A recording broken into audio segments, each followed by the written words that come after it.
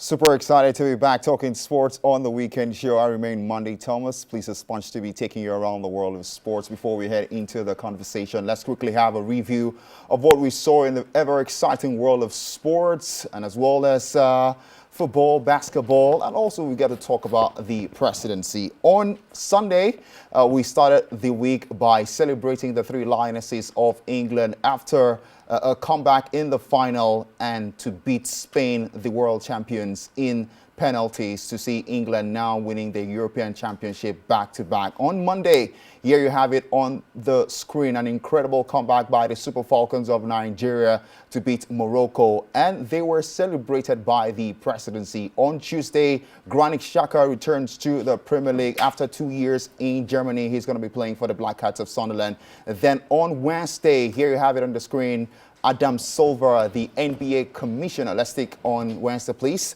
NBA Commissioner Adam Silver announced on Wednesday that the NBA is going to return to Europe for the first time since 2019. Then on Thursday, the rumors are true. Victor Osimhen has extended his stay in Istanbul until 2029. And on Friday, if you can tell by the look on his face, that is the legendary Kanu Nwankwo. This picture was taken in 1996, playing for Ajax Amsterdam, a Champions League winner, Premier League winner, FA Cup winner, and as well as the Atlanta 96 Olympics winner. He celebrated his 49th year on Earth, and it was definitely the highlight of Friday for us on the weekend show. Right here with me is MC Sam. Good morning. How are you doing? I'm doing very fine. All right, let's quickly have a feel of the grand celebration and as well as the grand reception of the Super Falcons after clinching their 10th WAFCON title.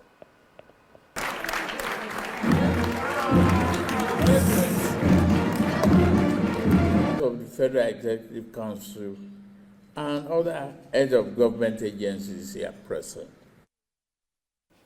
A grand celebratory reception by the President of the Federal Republic, Bola Ahmed Tinubu, also awarding the Super Falcons, each player $100,000, and also promises to give them a 3-bedroom flat.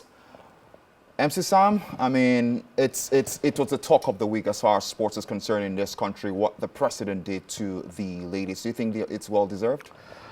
Yes, I feel it's well deserved. The problem is most people are trying to compare the gift to their own achievement. I saw someone saying a policeman was served for 35 years and ends with 2 million naira, while these girls were given 150, right? 150 million. Now, the thing is, when someone does something that is unique, it attracts special gifts. For example, now I was doing a calculation. I said if you have a child that follows you to farm, and he goes to farm, comes back, and the child that in his class he carried first, who will you celebrate more? They'll celebrate that child that carried first. I'm not the one that went to. I'm not saying going to farm is bad. I'm trying to say when you do something unique. Now, these girls made us proud. I remember when I watched it. People were watching this ball in one of my friends, Babi Salon called Shaggy. Watched the match. People were filled up there. Everybody's trying to now. Nigeria winning that match gave at least 60 or let me say 50% of Nigerians joy. How many group of people can give the whole nation joy? So 150 million is a good gift, and it will encourage them to want to do more. For example, now any girl that is going to be playing for the Super Eagles, one thing on my mind is, God, more win this thing, so our president will go bless us. So it's going to encourage more better performance. All right, now that we've gotten your opinion, let's quickly get the opinions on Twitter. I think there are some few persons who had a thing to say about the class act by the president, Nigerians endorsing that particular class act. If we can have a feel of what we saw on Twitter, some people were very happy. Taiwo of Ibadan said, best president ever. If you can see the next one, very, very refreshing to watch. Congratulations.